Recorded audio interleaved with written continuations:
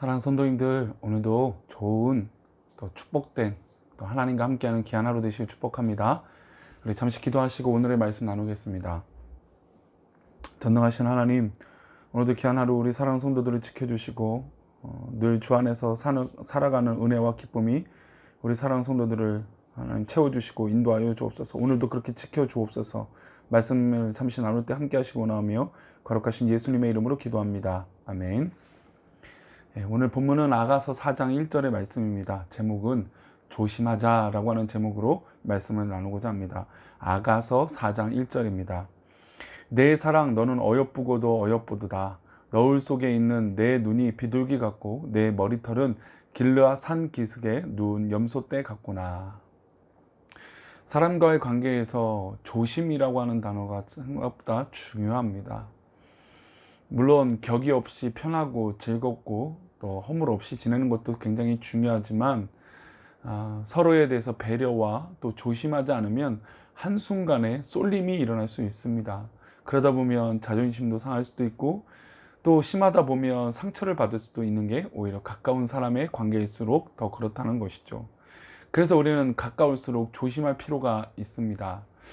이제 내일이 지나면 이제 5월이 다가오게 되는데 5월은 가정의 달이라고 하죠. 가정이라고 하면 사실 많은 부분에서 가까운 사람들에 대해서 챙기는 날이 있습니다. 어린이날도 있고 어버이날도 있고 또 스승의 날이라든지 모든 이 가까운 사람들을 좀 돌아보는 때인 것이죠. 근데 가까운 사람을 돌아볼 때 우리가 가장 유념해야 될 것은 아무래도 정성과 진심과 조심스러운 마음입니다. 우리가 늘 편하고 가까웠던 사람이고 허물 없던 사람들이지만 그래도 이날만큼은 조금이라도 존경하는 마음을 또 사랑하는 마음을 담아서 관계를 맺는 것이 굉장히 중요한 것이죠. 우리 사랑하는 성도님들, 모든 인간의 관계나 또 교인들과의 관계에서나 어떤 관계에서도 정말 이런 조심스러운 마음과 사랑스러운 마음이 가득하시기를 축복합니다. 오늘 우리가 읽은 본문에서 남녀 사이에 지켜야 할 도리와 예의 안에서 서로의 내면을 바라보며 발견한 아름다움을 노래하고 있습니다.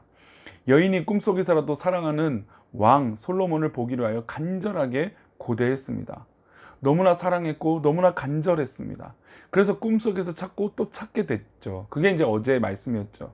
어제 찾다라고 하는 히브리어 단어에 있던 바카시라고 하는 단어는 정말 계속해서 찾고 또한 계속해서 기다린다라고 하는 뜻입니다. 그것을 4번이나 반복할 만큼 이 술람미 여인은 왕에 대해서 간절한 사모함과 사랑한 마음이 가득했던 것이죠. 이제 이 꿈을 꿨던 이 꿈이 이제 현실로 다가왔습니다. 신랑과 신부가 결혼하는 첫날 밤의 아름다운 장면을 오늘 아가서 4장은 기록하고 있죠. 신랑은 첫날 밤의 아름다운 장면을 노래합니다. 신랑이 신부의 아름다운 모습을 노래하는 장면이 오늘 본문의 1절 말씀입니다. 1절 말씀 다시 한번 읽어볼까요? 내 사랑 너는 어여쁘고도 어여쁘도다. 너울 속에 있는 내 눈이 비둘기 같고 내 머리털은 길르앗 산 기슭에 누운 염소떼 같구나. 내 사랑 너는 어여쁘고다 어여쁘도다 노래하고 있습니다. 그런데 1절에는 특별한 이 장치가 있어요. 어여쁘다라고 평가하는데 어떤 장치가 있냐면 너울이라고 하는 단어입니다. 너울은 보통 중동의 여인들이 히잡이라고 하는 이 머리를 씌우고 뒤집어 쓰고 이렇게 있는 어떤 그런 옷들을 말하는데 이 너울은 그 얼굴, 입도 가리는 그런 도구들을 말합니다. 그래서 이 너울을 쓰고 이 중동 여인들이나 사람들이 다니면서 저 사람에 대해서 얼굴을 다 드러내지 않도록 하는 것이고 또 뜨거운 햇빛 속에서도 자신의 피부를 보호하기 위함에 그 너울들을 쓰게 됩니다. 근데 지금 이 본문에서 보면 내 사랑 너는 어여쁘도다 너울 속에 있는 내 눈이 비둘기 같다라고 이야기하고 있습니다. 너울은 아가서에서 처음 등장하는 것은 아닙니다. 창세기 24장 65절에 보면 이삭의 아내 리브가가 하란에서 가나안 땅으로 오게 됩니다. 그녀는 종이 이끄는 말을 타고 멀리서부터 오다가 남편 될 이삭이 들에서 묵상하는 모습을 멀리서 보았습니다. 그때부터 그녀는 너울로 얼굴을 가렸습니다. 그러니까 말을 타고 오는 사이에는 너울로 가리지 않다가 남편 이삭을 볼 때쯤 얼굴을 가렸던 것이죠. 한 번도 얼굴을 보지 못했는데 도대체 어떻게 생긴 여인일까 기대하고 설레는 마음으로 여인을 기다리고 있었습니다. 마침내 여인이 먼 곳에서부터 다가왔습니다. 그런데 얼굴을 너울로 가리고 첫 인사를 나누었습니다. 이것은 일종의 서로에 대한 배려이고 예의입니다. 그리고 조심스러운 것이죠. 이게 바로 남녀 관계의 신비이고 또 조심스러운 관계입니다. 이삭은 그때 처음 만난 여인 너울로 가린 이 리브가를 보고 자기 어머니가 죽고 난 후에 서로 사랑하며 위로를 얻는 그런 부부가 되었습니다. 오늘 본문 말씀에도 신부가 그토록 고대하고 사랑했던 신랑과 첫날의 첫 시간을 보내려고 하는데 자신의 얼굴을 너울로 가렸습니다. 이게 바로 결혼의 신비고 남녀 관계의 신비로운 것이죠. 조심스러운 장면인 것이죠. 신부가 너울로 얼굴을 가렸지만 신랑의 노래가 특별합니다. 오히려 너울 속에 있는 그녀의 아름다움을 바라봤습니다.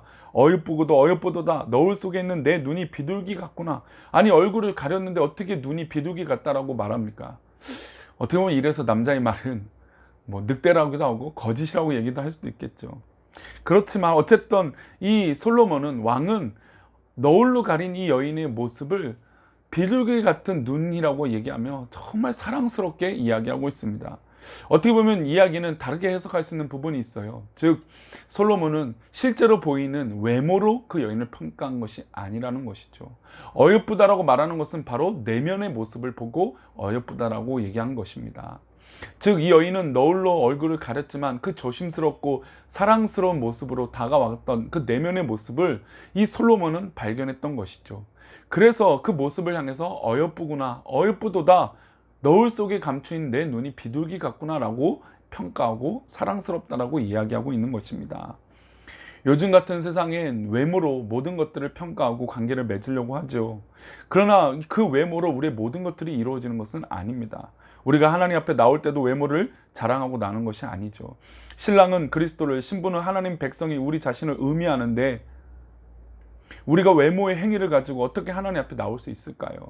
우리가 외모로 하나님을 얼마나 기쁘게 할 수 있을까요? 아니 우리를 창조하신 우리 하나님 앞에 내 외모를 드린다 해서, 내 외모가 이렇다고 해서 하나님께서 그 외모로 우리를 평가하고 가까이 하실까요? 그렇지 않죠. 얼마나 하나님 앞에 겸비하느냐, 얼마나 하나님을 사랑하느냐, 얼마나 하나님 앞에 간절하게 기도하고 있느냐, 그 모습을 우리 하나님께서 받아주시는 것입니다. 하나님 앞에서 우리의 외적인 모습을 가지고 나올 수 없다는 것을 우리는 기억해야 됩니다. 우리가 하나님 앞에 나갈 때는 외형이 아니라 내면의 믿음과 간절한 사모함과 조심스러운 믿음의 행동들이 되어져야 되는 것입니다. 그래서 나의 전심과 진심을 하나님 앞에 보여드려야 되는 것입니다. 9절을 한번 볼까요? 9절입니다. 아가서 4장 9절입니다. 내 누이 내 신부야, 내가 내 마음을 빼앗았구나. 내 눈으로 한번 보는 것과 내 목의 구슬 한 깨미로 내 마음을 빼앗았구나. 신랑은 첫날 첫 시간에 마음이 빼앗겼다라고 노래합니다. 육체를 탐닉하는 신랑이라면 마음이 빼앗겼다라고 노래하지 않을 것이죠. 오히려 너울로 얼굴을 가린 것을 짜증낼 것입니다. 내가 너의 얼굴을 보기 원하는데 왜 얼굴을 가렸느냐? 여전히 여인의 내면을 바라보는 지혜와 아름다움을 신랑에게 존재했던 것이죠. 신랑 대신 그리스도는 이렇게 우리의 내면을 살피시는 분인 줄 믿습니다. 우리의 외모가 어떠하든지, 우리가 어떤 모습으로 살아가든지 이것은 신랑 대신 우리 주님께 아무 문제가 되지 않다라는 것이죠. 부족하면 어떻습니까? 넘어지면 어떻습니까? 환자면 어떻고, 우리가 부족하면 어떻고, 가난하면 어떻습니까? 우리가 진심으로 하나님을 사랑하고 믿음으로 하나님 앞에 나아간다면 우리 하나님께서 우리를 기뻐하여 주실 줄 믿습니다. 신랑 대신 우리 주님께서 우리를 품어주시고 안아주실 줄 믿습니다. 어떤 분은 신랑 대신 그리스도께 나오는데 우리가 너무 많이 가리고 있는 것은 아닌가 생각합니다. 맞는 말이면서 틀린 말이죠. 그리스도 앞에는 거릴 것 없이 자유롭게 나가야 됩니다. 자유 안에서도 그리스도의 예의와 선이 필요하죠. 하나님 앞에 늘 기쁨으로 자유롭게 나가는 것입니다. 그런데 아무것도 갖추지 않고 아무것도 또 함부로 해서는 또 안 되는 것입니다. 그래서 관계라는 건 가까워질수록 조심성도 있어야 되는 것입니다. 허물이 없지만 배려가 있어야 되는 것이죠. 하나님과 우리 인간의 관계에도 선이 있어야 됩니다. 하나님께서 우리 예배를 받으시고 예배하라고 우리에게 말씀하십니다. 그리고 레위기나 모든 성경에서는 예배에 대해서 규정하고 있죠. 그 규정을 따라가면서 굉장히 복잡하고 어려울 수도 있습니다. 그러나 그런 예배의 자세, 또 우리가 주일 예배나 모든 예배를 드리면서 준비하는 그 모든 자세가 하나님 앞에 불편함이 아니라 하나님 앞에 가까이 나아가는 그런 사모함의 모습이라는 것이죠. 너울을 쓰는 것은 위선으로 얼굴을 가리는 것이 아닙니다. 너울을 쓰는 것은 하나님 앞에 조심하고 예배의 격식과 예의를 지키는 것입니다. 그리고 진심으로 하나님을 사랑하는 준비성입니다.